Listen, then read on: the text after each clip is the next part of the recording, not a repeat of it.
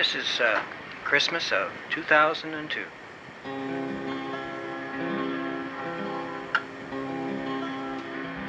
This year's story is called The Gumphy Rides Again, or Gumphy Has a Good Hair Day.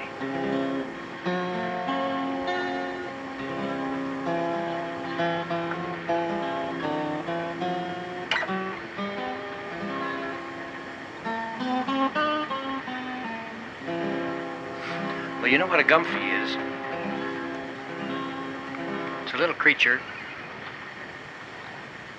Stands about 18 inches tall. Fur all over him. Looks like a fur ball with little dark eyes. Very intelligent, but speaks its own language. Not very many people can understand the language until it's revealed to them. There's very few of them. But they travel around the world and generally try to help people on Christmas Eve, or near Christmas. And this is a story about one that we call Gumphy, because that's his name.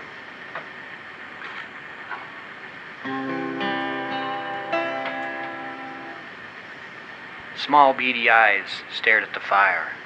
Sparks lifted and went up the chimney. His eyes followed them. He was a furry creature. He sat on the carpet watching the fire, contemplating, or maybe just thinking about nothing. The room was quiet except for the crackling of the fire. "So what are you thinking about over there?" came a gravelly voice from across the room. It was a little old man. He just sat there at a table, nursing a cup of hot chocolate, sipping at it once in a while.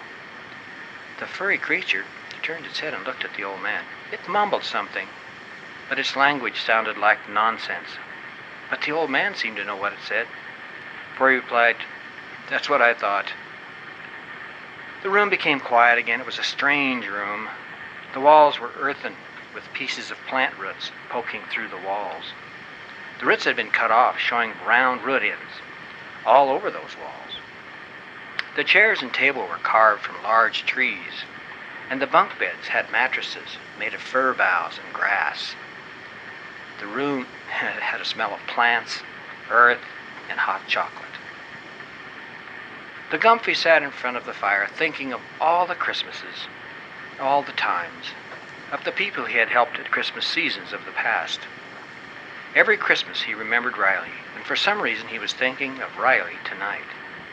What was she doing this season? Where was she? His thoughts made their way through many adventures, and how many years since he had seen her. The fire crackled and brought his attention back to the present, and the old man grumbling over at the table. "I think I hear something outside," he said. So he shuffled over and opened the big wooden door. Cold winter wind chilled the room, and the sound of pouring rain out in the forest came to the Gumphy's ears. Gumphy went over to look out into the forest with the old man. The tree trunks were massive. The root masses rose above the ground, and giant ferns were like a waving sea in the wind beneath this redwood forest.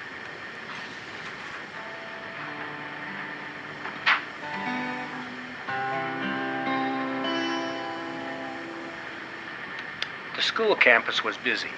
The hustle and bustle of students. They were getting ready to go home for Christmas. It could be seen and heard in every dormitory room. All the students were busy arranging rides, making calls, and all in all, fairly excited about going home for the holidays. Riley was as busy as the rest of them, stuffing clothes as fast as she could into a large duffel bag. Christmas was always special to her, but she especially remembered the year that the Gumphy came to her house when she was but a child of 8 years. Now she was 19. It seemed so long ago. She had never told anyone about the Gumphy. They wouldn't believe her anyway. She was very tall now, but she still had Irish red hair and green eyes. She was humming a Christmas song and scurrying around the room when a dark-haired, shorter girl burst through the door and said, Aren't you ready, Riley? We're all packed in the car already." "I'll be right there," Riley said. Boone was Riley's good friend and always a little bit impatient. 4 students had arranged and agreed on sharing expenses of a rented car to drive from their college in Washington State down to Oregon for Christmas. They would take turns driving. She was trying to stuff her duffel bag into the trunk of the car when she noticed a small bird cage. "Whose bird is this?" she asked. A girl inside the car answered, "It's mine. Or I should say it's my brother's. It's a homing pigeon." Riley just looked at it for a moment. "I don't think it'll be all right back here. I don't think it will get enough air in the trunk of this car." Boone and Riley climbed into the back seat with the pigeon. Mally and Meredith, twin sisters, claimed the front seat. Meredith chose to drive first. The route they had chosen went through the high Cascade Mountains to eastern Washington, and then down through central Washington across the Columbia River into Oregon. The roads were covered with sheets of water, and the rain continued to pour. Riley's thoughts returned to happy Christmases earlier in her life. Soon the highway became narrower and more dangerous. Snowflakes were mixed in the raindrops on the windshield. "I sure hope it's not going to snow in the pass," Meredith said. "I've never driven in snow before." The other girls were silent. None of them had driven in snow before. Not very far, anyway. As the students traveled, each was watching the snow gather on the windshield wipers. "Maybe we should turn back," Riley said. "This could get very dangerous." They kept going, however, hoping the snow would let up. The snowplows had not gone over this highway yet, so the slush was getting deeper and making the cars swerve now and then. They didn't know it, but the highway had been closed behind them, and closed over the pass on the other side. They were on this highway by themselves. Near the summit, the snow was blinding. It was deep on the road. Meredith was inexperienced and approached a corner too fast. She hit her brakes very hard. The car went into a slide sideways down the highway, then into a guardrail which caused the car to roll gently over onto its top and begin a long slide down into the ravine. The skid marks left in the snow were soon covered by new snow. Anyone looking for them would never know where to look. The sliding car came to a slow stop. The girls were upside down. The lights were still on, so they could still see each other. No one said a thing for a few moments. Then, one by one, each asked the other if they were all right. By some miracle, no one was injured, but each was frightened. Riley was the first to speak. "Get out of your seatbelts. Let's see if we can get out of this car." They were soon all sitting in the roof of the car. "We will try the doors and windows here in the back seat. You guys try the same in the front seat," Riley said. The doors were jammed. Not a one would budge open, but all the windows would roll down, and in this case up. On the uphill side, the snow was not jammed against the car, leaving space to crawl out into the snow. One by one, the girls crawled out into the cold. They stood there looking around in the dim light. Boone began to cry. Meredith turned to her and said, "We're all right, Boone. We have to just climb out of here, that's all." So they began their climb up to the highway, and there they stood by the snow-covered pavement, but no one came. They became unbearably cold. "There are blankets and clothes in the car. We must go back to the car for the night," Riley said. Reluctantly, they all agreed.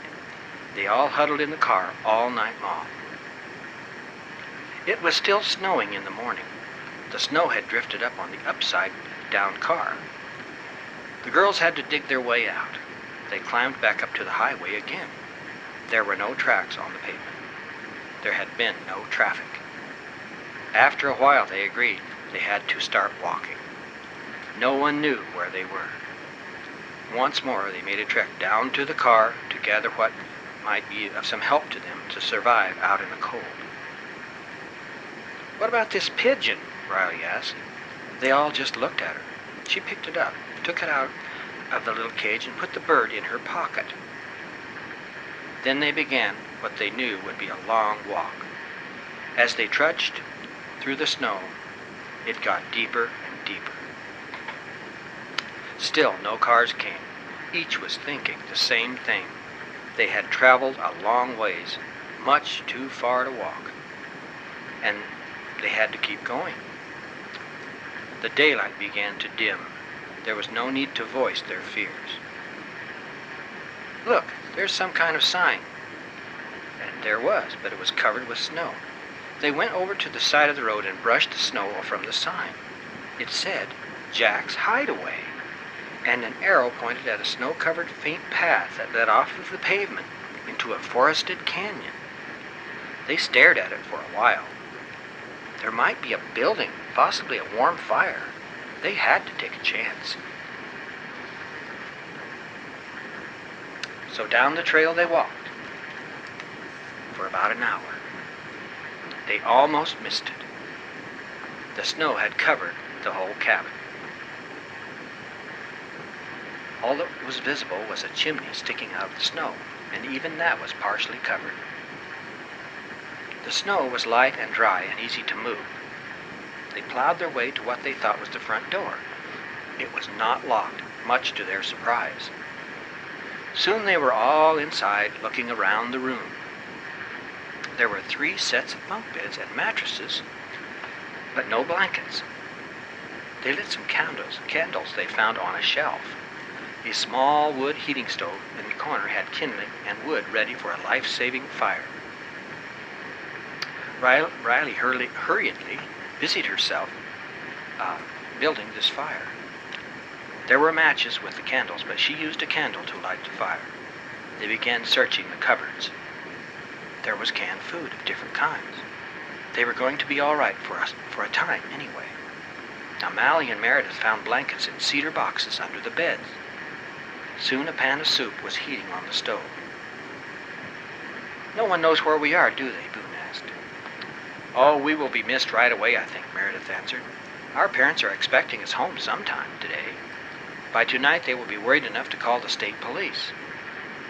What the girls did not know was that the police had not seen their car go into the pass before they closed the highway. So when the parents began to call the police were sure they were not on that high Cascade Highway. To make sure, the state police sent snowmobiles up the highway searching for the girls, but they found no car and no sign of the kids, and the snow just kept right on falling. The girls made a small sign, and hiked back on the highway and tacked it to the Jack's Hideaway sign. But the snow would cover it, and probably the wind would blow it away. No one in the world knew where they were, or that they were even lost, or that they needed help. They waited and waited. The days went by, but no help came. What must their parents be thinking? "They won't give up," Riley said. But her hope was waning too. The 4th night found the girls trying to forget their fears. They had gathered around the stove with blankets over their shoulders.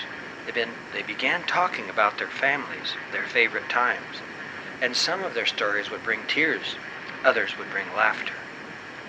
"What about you, Riley? You haven't said very much," Boone asked her. "My favorite Christmas I've never told to anyone. It's a story that no one would ever believe, so I've kept it my secret." Her friends just looked at her with expectation. "Tell us your story, Riley. I promise I won't believe it." "All of it," Mally said, but she had no way of knowing that the Christmas story of the Gumphy sounds like a cartoon movie. Riley said, "Do you all swear to keep my story a secret?" They did, and so she started with the Gumphy story. "He just showed up on my porch one day." She told the whole story of the Gumphy. The girls sat quietly after the story was over and looked at each other and began to laugh. Through her smile, Meredith said, "You expect us to believe a story like that?" She looked at Riley with a questioning look in her eyes while she smiled. Riley shrugged her shoulders. "I told you you wouldn't believe me." The girls looked at each other again and all just laughed together. The evening became quiet. Boone looked out the door. "It's quit snowing, I think," she said. They were elated about that. But then what difference did it make? They couldn't walk in this snow. No one would find them. How can we send a message to the outside world? Mally cried. We have to do something. But no one had an answer. Riley went to put a chunk of wood on the fire. The pigeon was sitting on the wood. She picked it up to move it, and an idea came to her. Meredith, will this pigeon carry a message to your brother? Meredith shrugged. I don't know. I just feed it, she said. Riley picked up the pigeon and held it up to her eyes. She remembered that the Gumphy had a language with all the animals. Could this simple little bird know about a Gumphy? Do you know of the Gumphy? She asked the pigeon. The girls couldn't believe their ears. Had their friend finally gone over the edge? Riley, don't go crazy on us. We need you, cried Boone. Be quiet, Riley said. Can you find the Gumphy? She asked the pigeon. The pigeon cocked its head and listened to Riley. She said again, find the Gumphy. Go find the Gumphy. And the bird fluttered happily. I think he understands, shouted Riley. The others just shook their heads. Riley hurried to the door and swung it open and gave the pretty little pigeon a great boost into the air. To Riley there was a chance. To the others, they were witnessing a friend go out of her mind.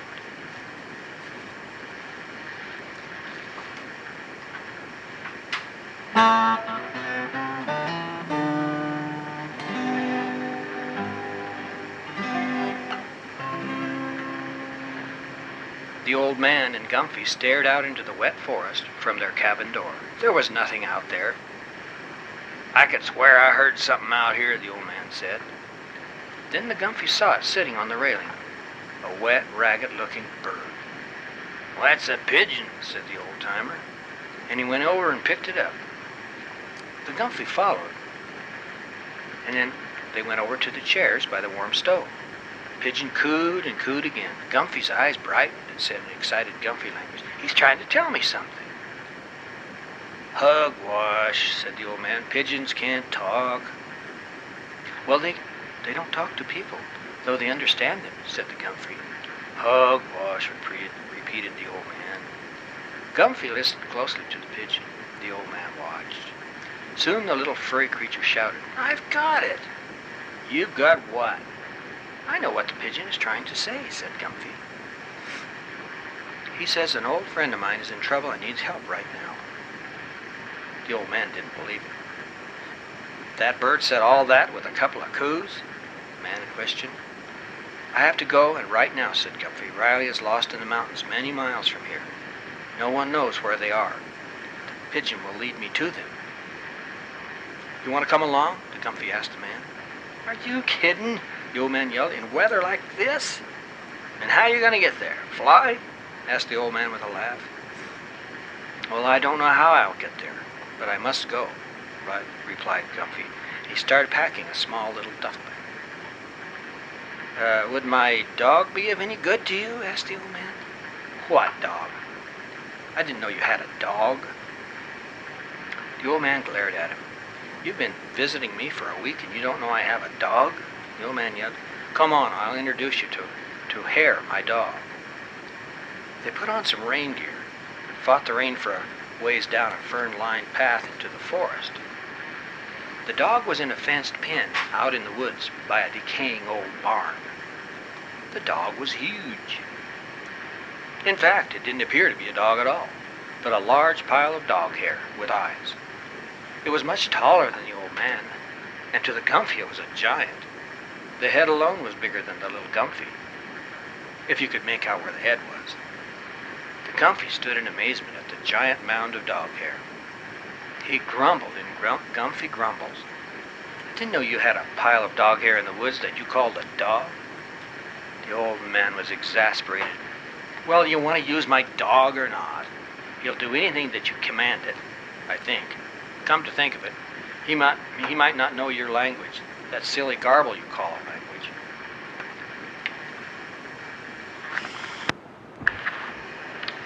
The Gumphy thought for a moment, then asked, Do you think I could ride him? The old man looked at the Gumphy like it was a stupid question. Well, sure you can ride him. I ride him all the time. I even have a saddle for him. Well, all right then, the Gumphy said with an encouraging laugh. That's just what I'll do." He felt he had no choice. If he wanted to get to Riley, his friend who was over 400 miles away, and get there with any speed, he would have to have some kind of help. It was just hard to accept the fact that the help had come in the shape of a huge pile of dog hair. "By the way," he asked, "what's this dog's name?" The old man looked at him and said, "Hare." Just inside the old barn was an old riding tackle room, more than a person could ever use, and most of it was not useful. Fumbling through the stuff, the old man came up with everything he needed: a saddle, reins, saddlebags, and a large leather bag, which he drug out of the barn with everything else. "What's that bag for?" Gumphy asked. "It's for dog food. What else?" the old man said. It took both of them and a small ladder to saddle Hare, but the big dog was very cooperative. When the dog was finally ready, the pigeon appeared and landed between the dog's ears. Up the ladder went Gumphy into the saddle. "Well, now there's a sight for you," yelled the old man. "You be sure and get my dog back to me." "I will," said the Gumphy. Without further word, the pigeon flew down the trail. The giant dog followed as if he knew exactly what to do, and Gumphy just hung on. Yes, they were a sight. A large, hairy dog with a strange-looking furry creature wearing a large western rain hat clinging to the back of the dog while it chased a pigeon through the woods. Gumphy knew that his quest was not going to be simple. 400 miles was too far for the dog to run all the way, and time was actually running out in that snow-covered cabin in the Washington Cascades. How could he get transportation for a large, hairy dog and himself? There was certainly no human who was going to be shocked at seeing them, was going to give them any help. Through the rainy night they loped, ever northward, ever westward, crossing small roads and highways, being careful to not let anyone see them for fear of being stopped. They now galloped along a major freeway looking for a road that was not so heavily traveled. Then Gumphy saw a truck stop. Huge semi-trucks were parked everywhere. He wondered if they could hitch a ride in one of those trucks without being seen. Keeping out of sight, they went from truck to truck. But they were all locked. In desperation, he said to the dog, "Hare, I must get down now." The dog immediately laid down, and Gumphy slid to the pavement of the parking lot. He left the dog and the pigeon hidden behind some old crates and boxes. Then he made his way unseen to a small trucker's cafe where he saw many truckers eating and talking and laughing and talking on cell phones. The Gumphy creeped in the back door of the cafe. He wanted to find some keys or listen to the truckers talking so he could get on the right truck. As he creeped into the kitchen of the cafe, a cook, thought he was the local cat and threw a piece of fish at him. It bounced on the floor, then hit him on top of the head. "Yuck," he yelled, but the cook didn't hear him. The fish smelled awful. Gumphy crossed his eyes and wrinkled his nose. "I hate fish," he mumbled. He sneaked into the dining room under the tables. The diner was playing Christmas carols, so no one heard him scurrying from table to table. "Well, Jake, I'm heading to Portland as soon as I'm done here. I'm dropping off all this pork out at the rail yard and picking up a load of frozen fish, heading out for Chicago." Gumphy heard that. Portland. That was the right direction. Gumphy had to know which truck was going to Portland. He would follow the trucker to his truck, going from under one truck to under the other. Gumphy kept out of sight, always staying in the dark shadows. When the man reached his truck, it was a shock to Gumphy. It was full of pork, all right. It was full of fat, oinking pigs. "Oh no," he thought to himself, "what can I do? This is an emergency. We have to ride with these pigs." Now the back gate of the pig truck was not locked. It was only latched. Gumphy scurried up the side of the truck and pulled the latch. Then he whistled for Hare the dog. Where was that big dog? Then he saw him coming, loping across the parking lot, the pigeon above his head. Up into the truck leaped the great pile of hair, just as the truck started moving. The huge dog startled the pigs, and the whole lot of them charged for the open gate. Out poured the pigs into the parking lot. The trucker didn't notice, and he didn't have his CB radio on, so Gumphy and his companions now had the truck to themselves. They looked out of the back of the truck as they pulled it away. Pigs were running everywhere. People were running out of the cafe, yelling and screaming and whistling at the trucker to stop. But he drove on. He wanted to get to Portland. So did his passengers. And as Gumphy looked out the back of the truck, pigs were climbing on cars, on top of the hoods, running into the cafe, and all over the parking lot. It was a strange sight. Gumphy and the pigeon curled up next to the big dog to stay warm as they sped down the freeway on their way to find Riley. A new day was beginning. There was a dim light in the east.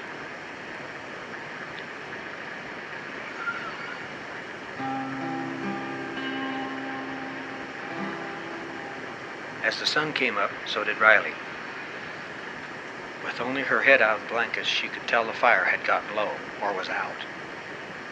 She was already dressed, so she hurried to the stove and put wood in it. Then put Snow in the cooking pots to have water right away. Once again she looked in the cupboards. No, she was not mistaken. They were down to only 6 cans of soup. They would have to ration themselves to 1 can a day and eat very sparingly. They would have to drink water to help not being hungry. Was she being foolish in thinking that a pigeon could find the Gumphy? Was anyone looking for them at all? They could only pray and take care of each other. She warmed herself by the stove and drank hot water while she thought of hot chocolate at home. It was good that her friends were still asleep. Things were more difficult when they were awake.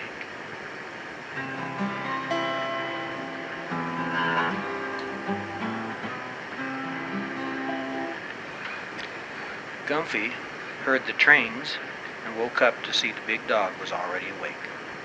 The truck was pulling into the Portland train yard. The trucker would soon know that he had no pigs and wonder why.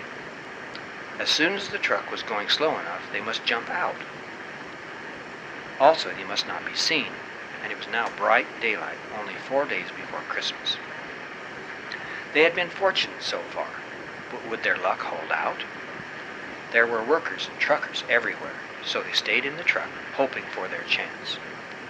The truck stopped next to a passenger train. The gate on the back of the truck was right next to where the passengers step into the passenger cars. This was their chance. They climbed out of the truck and up those steps. Then the truck pulled away, thinking it was still full of pigs. Gumphy, Hare, and the pigeon hardly fit on the landing just outside the passenger compartment. What could they do now? They were trapped. Surely anyone would see that they were a strange group. Gumphy could not let anyone see him. They would become frantic and try to catch him. It had happened before. But wait, they had seen dogs before, and pigeons. What if he hid under his big hat on top of the dog, and the pigeon sat on the hat? People would just look at them and point and laugh and wonder what it was. So that's what he decided to do. To get from one car to the other in a safe train to ride in, the Gumphy would stay under the cowboy hat. The hairy dog was wet, much too large for the aisles in a train. But nonetheless, down the aisle he walked with the passengers holding their noses and saying, "What smells like a wet dog?" And another one saying, "A wet dog does, look."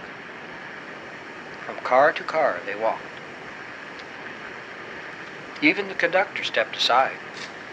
He didn't want wet dog hair on his clean uniform, so he just followed them from car to car, hoping they would get off before the train started moving. And they did, just in time. It was a horribly lost feeling to step off of the passenger train into the middle of so many railroad tracks, not knowing which way to turn. But Gumphy had an idea. An empty freight car headed north to Seattle and beyond. Could they find one? They had to. Just then he saw something that interested him. There was a small group of hobos hiding behind a pile of railroad ties waiting for the right train to come along. Gumphy and his companions came up behind him and listened to them talk. Hey, Billy, you see that freight car over there, the big green car? I think they're going to hook it up to the Seattle train. That's just what the Gumphy wanted to hear.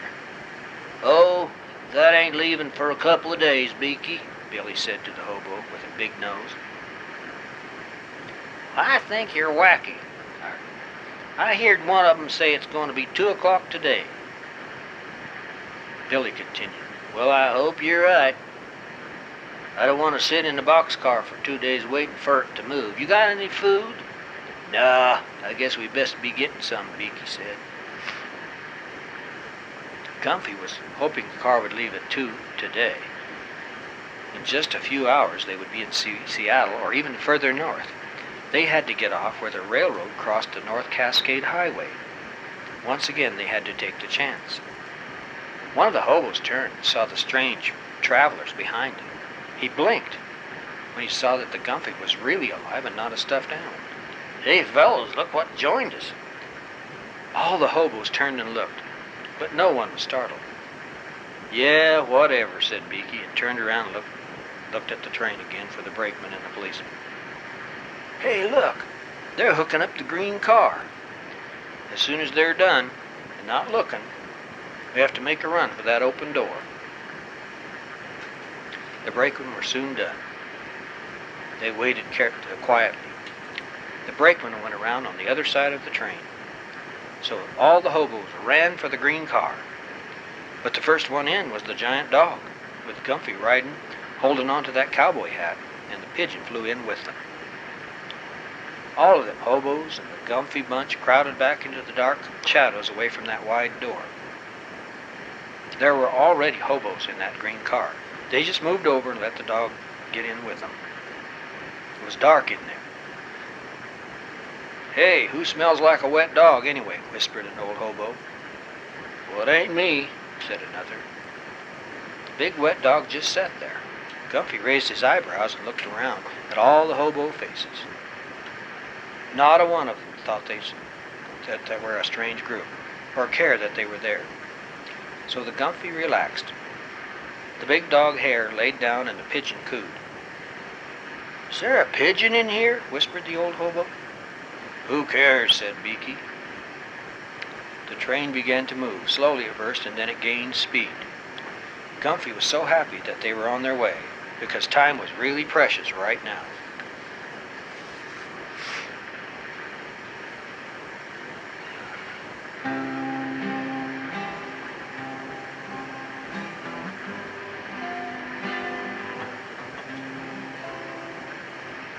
Another day was coming to an end, and the girls were losing hope.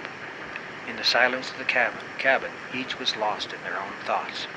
There wasn't much to distract them from their own hopelessness. Riley spoke up. Look, we can last a long time. Let's add water to the soup as we open it. It will keep us alive twice as long.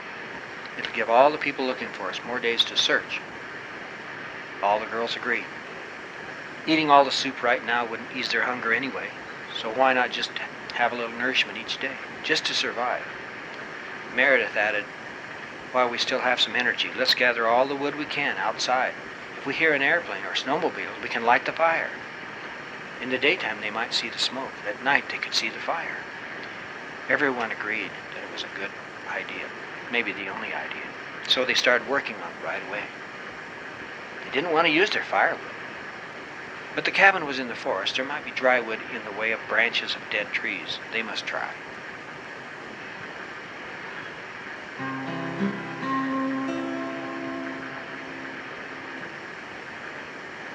The train went on through Seattle and headed for Vancouver, BC. The Gumphy noticed and started to become concerned. In less than a couple of hours, they had to get off of this train and start their trek up the treacherous North Cascades Highway. But how could they make the train stop? Gumphy went over to the open boxcar door and looked out into the cold. The train was moving too fast to jump from it. As he looked toward the rear of the train, he saw that they were the last car and there was no caboose. Could he, a very small Gumphy, unhook a big freight car from a train? He didn't know, but he thought he would take a look. Now, Gumphies can climb extraordinarily good, so up the side of the boxcar he went. Then he crawled along the top and looked down to where the cars were hooked together. He climbed down to the hitch. He looked at it carefully. Gumphies are also very intelligent. Let's see, he thought. You unscrew this big wheel, then lift this big lever that weighs more than I do, and then the boxcar will be free. As he was figuring it all out, he saw a sign meant for the engineer. It was a forewarning of a road crossing coming up. It said, Cascade Highway crossing 3 miles. Gumphy was shocked. They were closer than he thought. He had thought they had plenty of time. Now he had maybe 5 or 10 minutes at the very most. He grabbed the big iron wheel and gave it a tug. Oh no, it didn't budge. He grabbed it again and gave it all his strength. He couldn't make it move. What can I do, he thought. I must stop this train. So how do you stop a train? Well, the train was now slowing, a long hill, so he had more time. He raced along the top of the boxcars toward the big engine. He could stop the train in the engineer's cabin. He was running as fast as he could, jumping from car to car. He saw the crossing coming up. He leaped down to the engine. The engineer had opened his window for a better look at the crossing that was coming up. Gumphy jumped through the window behind the engineer. The engineer didn't see him. He looked quickly around and read the labels on all the dials and levers. There was one, emergency stop. There it was, the lever he wanted, and the lock was off of it. He leaped for it, and his weight moved it down easily. The train's wheels froze immediately. Iron against iron, sparks flew everywhere as the train screeched through the intersection trying to stop. The engineer couldn't comprehend what had happened. He was thrown forward against the control panel and didn't notice the emergency lever or the Gumphy. The train jerked to a stop, and the Gumphy was up and out of that window and running toward the green car. The engineer, the brakeman, and all the hobos watched as a big hairy dog leaped from the green car, and a furry creature jumped on its back, and a pigeon flew right over the head of the dog. Everyone just stared motionless and quiet for almost a minute. Then one old hobo said, "See, I told you I heard a pigeon in the boxcar." The hairy dog, the furry little creature, and the pigeon ran as fast as they could away from that train. The engineer didn't think there was any possibility that the creatures he saw had anything to do with the train coming to a sudden stop, so no one chased them. No one knew that they were the culprits. Gumphy was holding on to his hat as Hare gained speed. My, this dog is fast, Gumphy thought. He lifted his hat to glance ahead and saw that they were entering a very small town. "Stop, Hare!" he shouted. The dog screeched to a stop. He was breathing heavily. The air was so cold, he filled the air with huge clouds of vapor as he took deep breaths. Gumphy looked down the main street, which was also the highway, to the high Cascades. There were only 3 or 4 stores and a service station. We need to stock up on food, he thought. The 3 had money to buy supplies, but who was going to take money from a strange-looking furry creature and a giant dog? No one. They would have to either spend the night here, get supplies after dark, after the stores closed. They didn't have any other choice. They could leave money on the counter by the cash register. It was after midnight when they creeped into the back door of the only store in town that had groceries. Of course, the door was locked. A heavy-duty, difficult lock. Gumphy knew he couldn't pick it. Looked all over the back of the building to see if there was a way in. Then he saw some tiny windows venting an attic way up next to the roof of the building.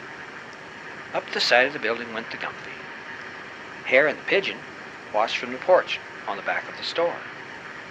He entered the store easily, then scurried down to open the door for Hare and the pigeon. The back of the store was dark, so they had difficulty finding their way between all the boxes.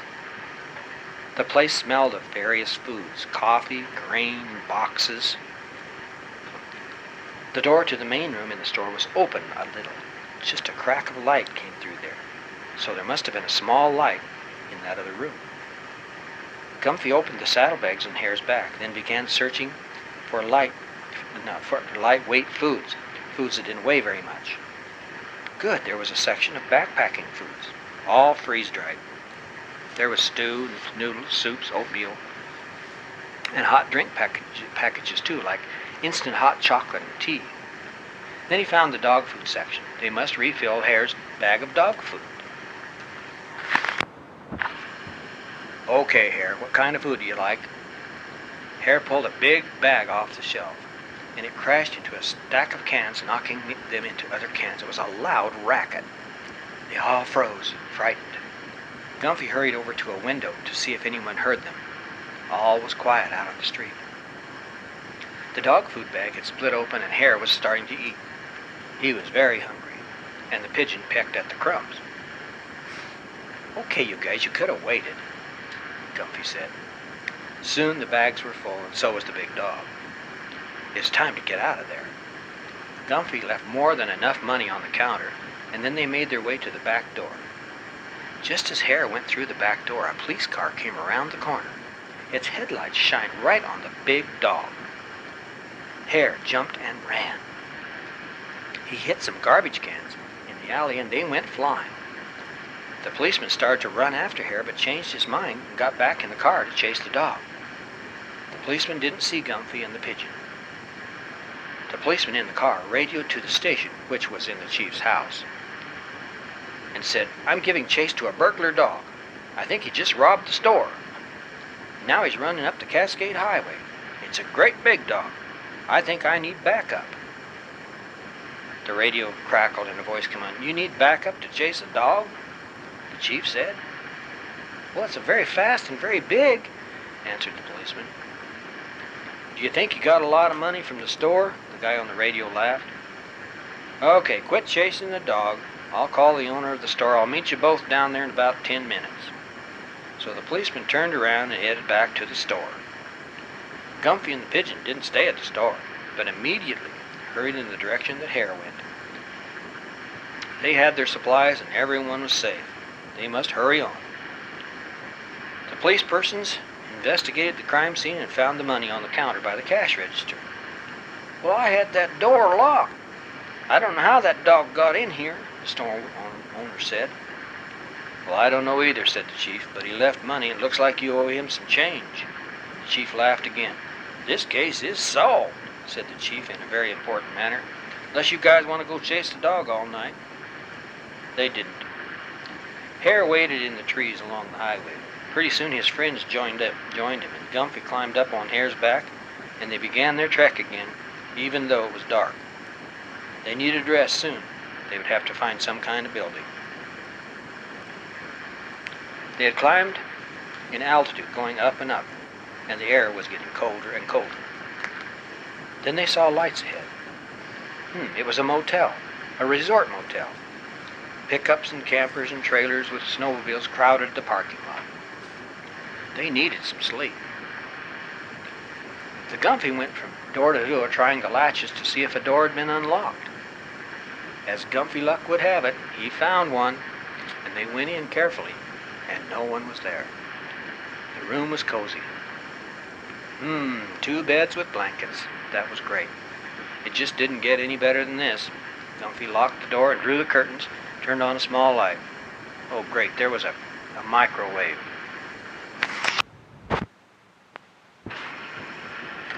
He soon had some hot soup and crackers, and the pigeon pecked at the crumbs. Hare was already asleep on one of the beds, so the Gumphy took the other one, and the pigeon roosted on a chair. Before daylight the next morning, some travelers checked into the motel, and they were assigned the room that the 3 rescuers were sleeping in. When they opened the door, they saw a huge pile of dog hair on one bed, and a furry creature on the other, and a pigeon fluttered as they jumped back in surprise. Gumphy, Hare, and the pigeon charged out of the door. The other visitors were startled, and one of them screamed. Lights turned on, doors opened. As they ran for the driveway, people came out of doors everywhere. As they approached the driveway, there was a pickup pulling a trailer full of snowmobiles just leaving the motel. "Jump onto that trailer, Hare," shouted Gumphy, and the dog did. The driver might have felt a bump, but he didn't pay any attention and drove on.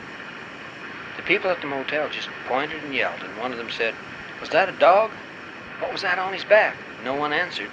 They just laughed about what they saw, probably laughed whenever they told the story for the rest of their life. The trailer full of snowmobiles and creatures traveled even higher into the mountains. The rain turned to snow, and soon the road was also covered with snow. The pickup pulled the trailer onto a side road and parked. The passengers started getting out of the pickup. Gumphy and his friends scrambled from the trailer and found a hiding place behind the trunk of a very large fir tree. It was just beginning to get light.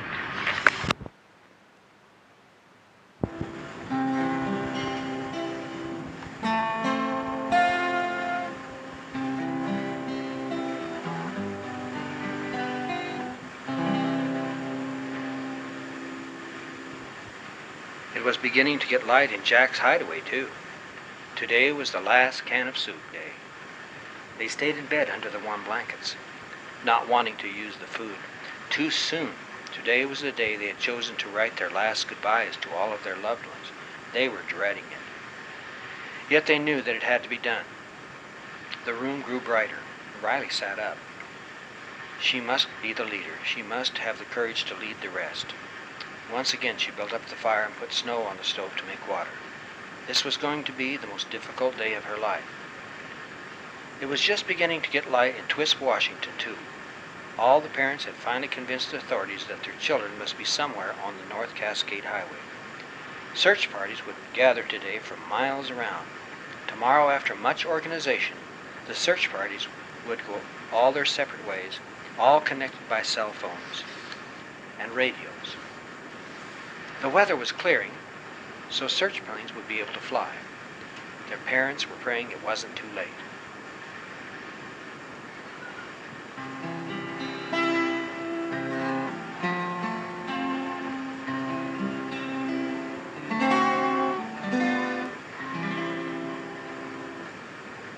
Gumphy and his friends watched from their hiding place behind the big fir tree. They saw the sporting people packing their snowmobiles and gassing up the engines. Everyone was choosing a machine. Then one lady said, "Hey, this thing won't start. Can someone give me a hand?" They all gathered around the snowmobile that would not start. They tried many times, but they just couldn't start it. But they didn't want to waste some good time having fun. So one of them said, "You can ride on the back of mine if you want to. That'd be more fun than trying to start this thing." So with a roar of engines, they took off on their trip. They left the one that wouldn't start behind. It was soon quiet, and the three rescuers came out from behind their tree. Gumphy went right to the stalled snowmobile. He put his face very close to the engine and looked close at everything. Aha! There was a wire loose on the regulator. A simple problem. He just snapped it back on. Gumphy knew he could start a snowmobile, but how could they drive it? He looked at Hare. If I could sit on Hare's lap, I could reach the controls and push the accelerator. How could I steer it, he thought. "Get up on the snowmobile, Hare," Gumphy commanded, and the Hare jumped up there onto the machine. "Now sit down, Hare," he commanded again. The big dog sat down. Of course there was nowhere else to sit. And when he sat down, there was nowhere to put his front paws, so he put them up on the steering mechanism. "Can you steer this?" Gumphy asked this big pile of dog hair. Well, that pile of dog hair shook its head yes.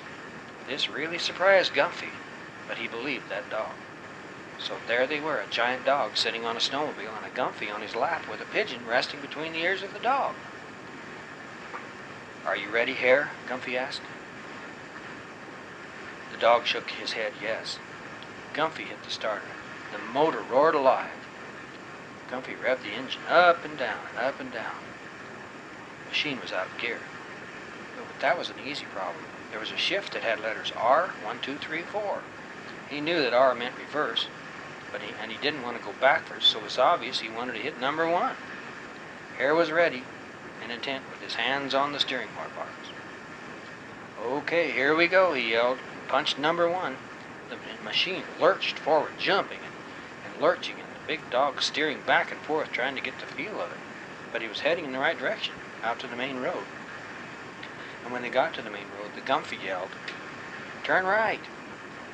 The dog was indecisive, but chose the right way anyway. And even though they were now going the right way, the snowmobile was going all over the road. Gumphy glanced at the gauges after a while. Oh no, he thought. The gas gauge registers only half full. He had to hope it was enough, because they must go on.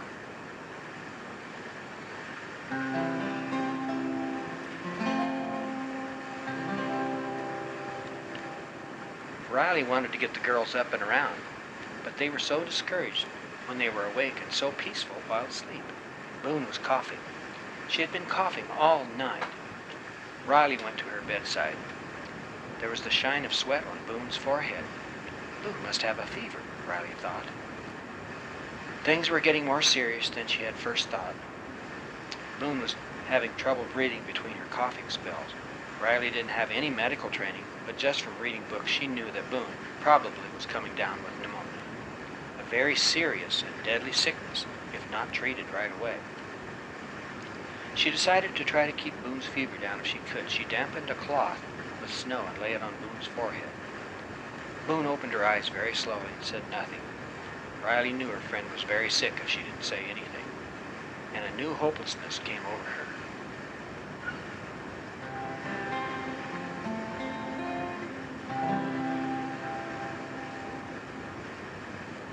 Hare, the big dog, was getting the hang of the steering. They were no longer meandering all over the road. Gumphy took a chance and put the snowmobile in gear number 2, and it went faster. Hare's eyes widened, but nobody could see them. It was daylight now, and they could see the trees zipping past on each side of the road. Higher and higher on the mountain they drove, the machine humming perfectly. They saw the other snowmobilers ahead, but they were getting ready to go up a side road, so they rode right on past them. The snowmobiles all turned to see who it was. They were so surprised and fascinated at what they saw, a snowmobile with a giant dog driving it and a teddy bear on his lap and a pigeon on his head, they didn't notice that it was their own snowmobile. The rescuers didn't look back. They concentrated on their driving. Still upward to the road wind, colder and colder the air became, and the snow became deeper. It became so deep that the snowmobile was now throwing snow over their heads as they hit large drift of powder snow. Snow clung to their hair, fur, and feathers. They knew they were close, so they had to hurry on, going as far as the gas would take them in their machine.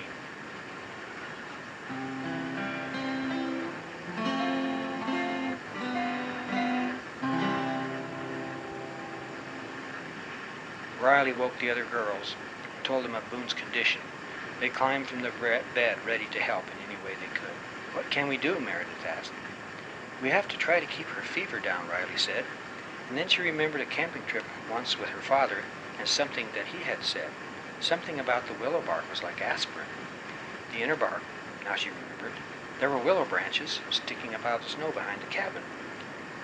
She put on her coat and shoes, grabbed a knife, and went out into the snow. In a few moments she was back in the warm room. She began peeling the bark from the branches and putting them into a small pot of boiling water. She had no idea how long to boil it. She would give it a few minutes, maybe as long as potatoes or something. She soon had a greenish-looking willow tea.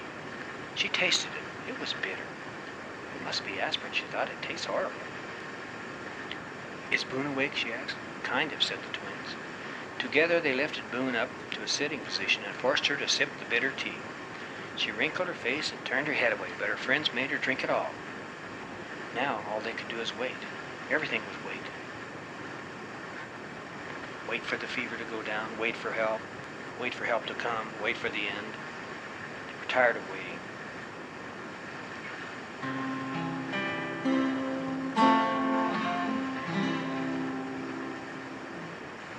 The snowmobile started missing and coughing and sputtering as they gained the summit of the Cascade Pass. It stayed alive for only a couple of miles further, then it popped and died. They all sat there for a few moments thinking how quiet it is without the racket of that engine. But now they had to walk. For the first time since they left the old man in the redwoods, the pigeon flew out ahead of them down the highway and out of sight. Gumphy did not see any reason why the pigeon would leave them behind. Hare and Gumphy hurried on. 1 mile, 2 miles, it was slow going. Then ahead on the side of the road, the pigeon was sitting on a snow-covered signpost. "Come on, pigeon," Gumphy yelled in his little voice. "We can't stop to rest now. We're very close." But the pigeon wouldn't move. Gumphy stared angrily at it. "Come on," I said, but the pigeon wouldn't move. Gumphy was puzzled. He moved over to the sign. Though it was difficult in that deep snow, he thought, there are words on the side under the snow. It took some effort, but he cleared it just enough to read Jack's Hideaway. Then he saw the arrow pointing off the main road down a cleared pathway. And then the pigeon flew off the sign and down that pathway. Hare was big, but it still took a lot of hard pushing to get through the snow to catch up with that pigeon. Soon he saw the bird again, and it flew still farther ahead. And they caught up again. That happened 2 or 3 times. Hare was getting tired and running out of energy. He needed rest and food. "Just a little farther, Hare," Gumphy urged him on. When they caught up with the pigeon, again it didn't move. It sat still on a snowy branch. Gumphy looked around. Then he saw it, the peak of a roof, and a tiny part of a chimney, and a little tiny wisp of smoke. His heart jumped. "I think we've found them, Hare. I think we've found them." Hare understood and found new energy and power, and broke through the last yards of snow towards the cabin. Some of the snow had been cleared from the front door. The girls were huddled around Boone, each taking a turn in keeping a cool cloth on her forehead. No one talked. They had run out of talk. In the complete quiet, there was a tiny knock on their door. They all lifted their heads at the same time. "What was that?" Meredith whispered. Then again a tiny little knock, barely heard above the sound of the fire in the stove. Riley cautiously got up from the side of the bed and walked slowly to the door. She was almost afraid to open it, but she opened it just a little ways, just enough to see who was standing there.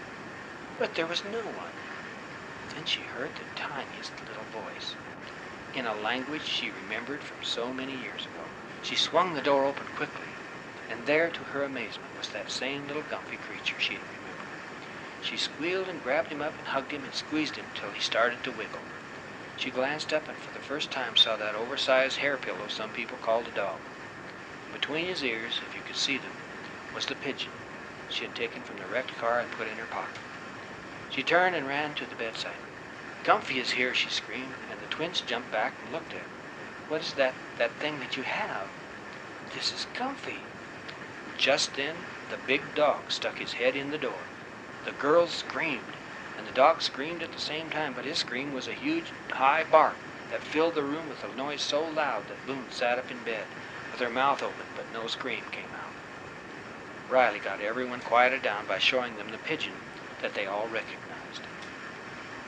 Meredith looked at Riley and said quietly, "I'm so glad they've come. But what good is a live stuffed toy and an overgrown pile of dog hair going to do us?" "I don't really know," Riley said. "How is Boone?" "I think her fever has gone down. That willow aspirin must have worked a little bit." "Good," said Riley. Gumphy was quickly taking out the dried soups and foods from the saddlebags. He handed them to Riley. The twins could hardly believe their eyes. Here was food enough brought to them by a strange, furry creature with a language only Riley could understand. But soon there was hot soup and crackers and hot chocolate. It was a happy time. While the girls and the big dog ate and rested, the Gumphy searched the place, looking for anything to help them start their trek down the mountain. Riley explained to Gumphy the urgency of getting Boone to a hospital as soon as possible. Her furry friend agreed. After a while, the Gumphy came running to Riley and pulled her to the back porch. He pointed to the bottom of some kind of object hanging about six feet from the roof of the porch above their heads. She looked at it with a puzzled expression. "I don't know what that is," she said. "Let's get it down."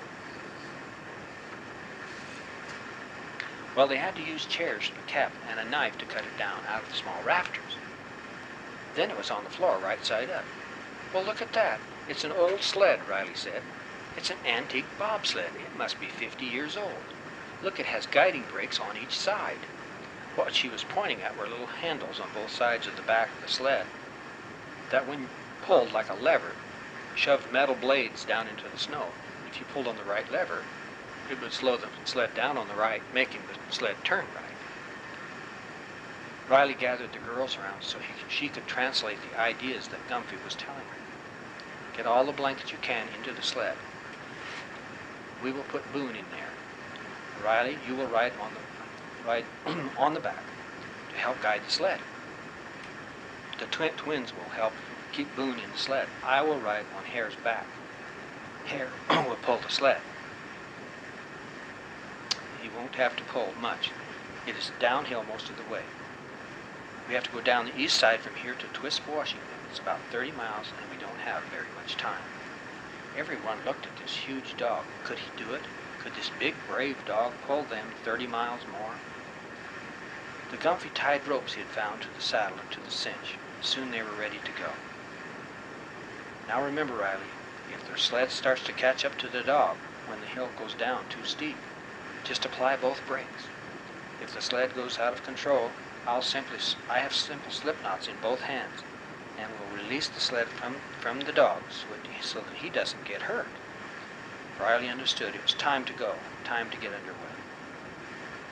So with Boone partially lying down, Meredith and Mally sitting in front of her and Riley riding on the back, the big dog with Gumphy on his back and the pigeon on his head, he leaned into the harness and the sled began moving. The girls were happy. It was slightly uphill until they reached the main highway, so Riley ran and helped push the sled. But when they came to the main highway, the sled began sliding easily because it was now downhill. She jumped into the sled and grabbed the guiding levers. She didn't have to guide it when the hill was steep. Now the fever had come back to Boone. The group was feeling desperate. The cold air was making its way through the blankets, and Riley's feet were aching with the cold. They had to stop. Riley was too cold. It's my feet, she said. They're freezing. Gumphy had to take off her shoes. They were not boots, just tennis shoes, for traveling in a car. He cut and ripped a blanket into strips and wrapped her feet tightly and tied expert knots and then tucked the ends in. The snow was dry, not wet. The blanket boots would keep her feet warm unless they got wet. So on they went through the night, barely making out the road in the moonlight. It would soon be morning. They were hoping that the sun would shine. The big dog was now slowing. He was getting tired, but still he went on. He knew that Boone's life was in danger. His tongue was hanging out as he pulled in huge breaths of air. The hair around his head was caked with ice from his breath. He was no longer a big ugly dog to the girls, but a symbol of strength and sacrifice. And the Gumphy, too, was beginning to feel the cold. His hands were aching. His toes were aching. He dug his hands and toes into the big dog's hair for warmth. And still, the huge dog, running dog, he loped on, tugging fiercely in the harness. Riley felt sorry for the dog. She yelled to the Gumphy, "Should we stop?" "Hare needs rest." "That's up to Hare," he yelled back. "He won't stop. He's not that kind of dog." Down in Twisp, Washington, the first winter sun was touching the tops of the tall ponderosa pines. All the rescue parties were organizing. People were busy everywhere. Small airplanes were warming up at the little airport. The students' parents were there to aid in the search if they could. So now the airplanes were taking off and they were in the air going in different directions. The search parties were warming up snowmobiles. Everyone was drinking coffee and eating fast food. Then the radio crackled at the command center near all the hubbub of the activity. The pilot's voice came on. "Hey, Chuck, I'm flying along the Cascade Highway about 2 miles from your camp. There's something strange down there coming your way." "Well, what is it?" Chuck said. "It's a dog sled. A one-dog sled. It has people in it." "What's a one-dog sled?" questioned Chuck. It was quiet for a while, and the pilot hesitated. "Well, there's only one dog. That's why it's a one-dog sled. Anyway, they're coming your way and from the speed they're going, it'll be there in just a few minutes. Chuck was the leader there, so he stepped up on a picnic table and spoke through an amplifier. There's people coming in on a dog sled. We don't know who it is, but they're coming fast. All the people turned to look up the snowy highway. There was nothing in sight yet. They were wondering who could it be. Then around the bend, a mile away, just hitting the sunlight, the dog sled came into sight in a cloud of its own mist and snow. At first it was hard to make it out. Then as it got closer, they could make out a huge dog with his tongue hanging out in desperation, making huge lunges at every leap, his large feet kicking up snow powder with every step he took. The Gumphy saw the crowd up ahead and didn't want to be seen, so he leaped free from the back of Hare and rolled into the snow out of sight. The huge dog paid no attention to the crowd of people. He would have plowed right on through them, but Riley began to yell at the top of her voice, "Stop, Hare, stop! Stop, Hare!" over and over until the dog heard her. He stopped instantly, and Riley dug the brakes deep into the hard snow. The sled stopped in a spray of ice and snow. The crowd ran to them, and cameras flashed, and television cameras rolled. An ambulance with flashing lights rushed to the sled for Boone. The parents ran for their children, and the crowd closed in around them. Riley's father was just puzzled. "Riley, how in the world? What is all this? What happened?" She couldn't answer at all. All she could say was, "Daddy, it was Gumphy. He came to help." Her dad looked up and all around, but he couldn't see Gumphy, and he knew he would never see him. Later, the crowd thinned and went away, but still Riley did not want to leave. Her parents were waiting in the car for her. She stood by the big dog, looking up the road, waiting for Gumphy. Then Hare saw him and ran to him. Riley followed him. And the Gumphy said, "I must go, Riley. I cannot stay where there are lots of people." "I know, Gumphy. I just wanted to say goodbye." So she hugged him and the big dog. "We'll be all right, Riley. You can go now. I have to get this big dog back to his home." Riley turned and walked away slowly. "Will I ever see you again?" she asked. "Oh, there's no doubt about that," said Gumphy. Riley watched them walk away. The huge hairy dog with Gumphy on his back, and then there was a pigeon. It landed on the dog's head once again. And Riley smiled. "Merry Christmas," she whispered. She thought the whole world heard her. The Gumphy did, for he turned and waved one last time.